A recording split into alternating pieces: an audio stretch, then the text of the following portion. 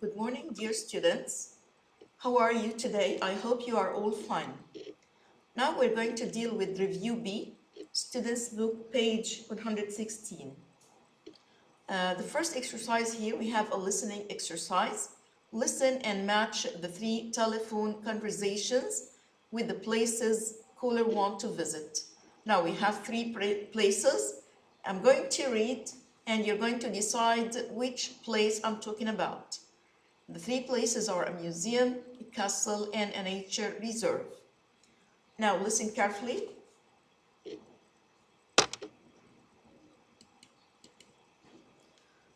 Number 1, woman, good morning. How can I help you? Man, hello. I'd like to know some of the things I can see and do if I visit today. Woman, yes, you can usually see lots of wildlife, or you could go scuba diving. Okay, which place is this? Of course, this is a nature reserve. Number 2, hello, how can I help you today? Good morning. Can you tell me how much a ticket costs? Of course, adults are 160 pounds and children are 80 pounds. Can I buy tickets online? Yes, and the tickets are cheaper on the museum website too. Which place I was talking about? Of course, it was the museum. Now let's listen to conversation number 3. Good afternoon. How can I help you? I'd like to know what time you're closed today. Certainly.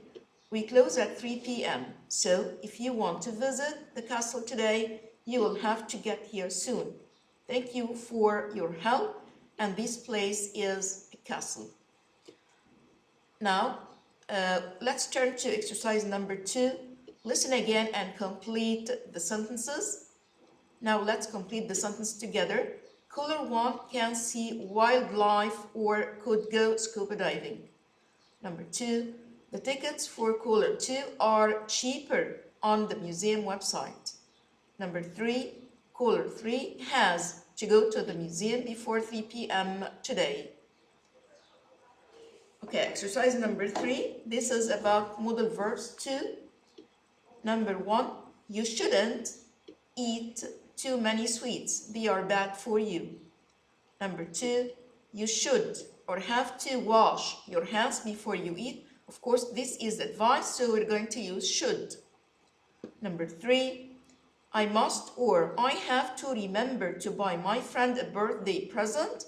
Of course, we're going to use must because this is an obligation from myself. Okay, this is not an outer obligation. This is an inner obligation, so we're going to use must. Number 4, you don't have to or you mustn't go to university, although it's a good idea. We're going to use don't have to, which means that it's not necessary or it's not important to go today. Number 5, the train leaves at 9 tomorrow, so you mustn't or you don't have to be late. Of course, this is something forbidden. You mustn't be late. Number 6, you have to or you should wear a uniform at school. It's a rule. It's a rule. It means that this something is not from inside ourselves. This is something outside obligation.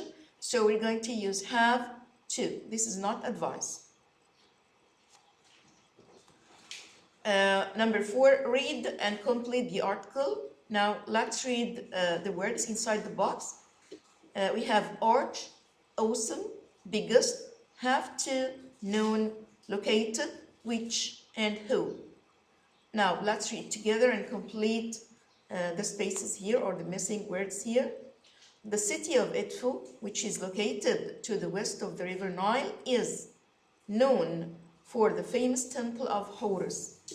For hundreds of years, people forgot about the temple until 1860, when a Frenchman, Auguste Mariette, found part of an arch in the sand. He realized that there were 12 meters of sand on the top of the ancient building.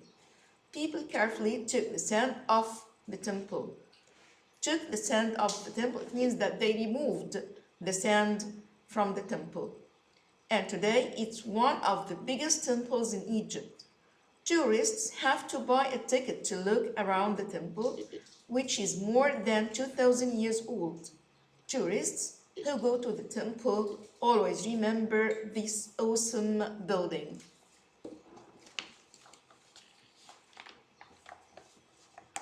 Exercise number 5. Complete the sentence with the correct form of the verb in the box. Past simple or past continuous. And now let's read the words in the box. We have drop, have, look, put, study, and visit. And number 1 is already answered. While Mona was watching television, she had an idea. Here we have interruption. Okay, so we use past simple and past continuous. Number 2, while the students were looking at the ruins, it started to rain.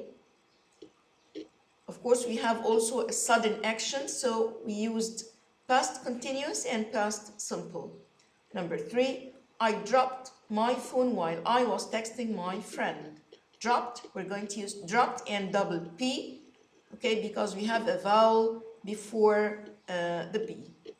Number 4, while Basil was studying at his computer, an important email arrived. Number 5, the class learned a lot about ancient Egypt while they were visiting the museum. Number 6, Huda's grandparents arrived while she was putting her clothes away. Exercise number 6. Complete the sentences with the correct form of the adjective in brackets. Number 1, the city is always noisier than the countryside. We use a comparative adjective and we change the Y to I before adding ER. Number 2, Alexandria is bigger than Helwan, and we're going to use double G because we have a vowel in the middle of the word, bigger than. Number 3, playing sport is better.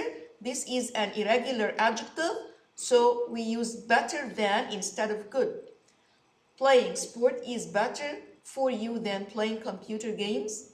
Number 4, is December as wet as January? Here we have as, so we use the adjective as it is. We don't add ER or EST. As wet as. Number 5, New Zealand is further from Egypt than Kenya. This is also an irregular adjective. Far is changed to further than. Number 6, the air in cities is usually a lot dirtier than the air in the countryside. Number 7, complete the definitions of these words. A coin is something which you use to buy things with. Number 2, a servant is a person who helps people clean their house. Number 3, a boarding school is a place where students stay all week. They don't go home every day.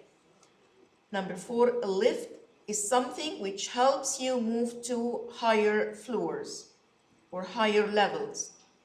Number 5, tourism is something which is very important for Egypt. Number 6, a disabled person is someone who can't walk or see well. Now, let's look at exercise number 8.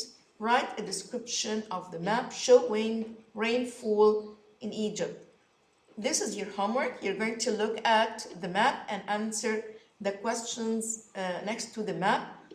I'm going to read the questions with you. Which parts of Egypt are drier? Number 2, which parts are wetter? 3, which parts are the same as other parts?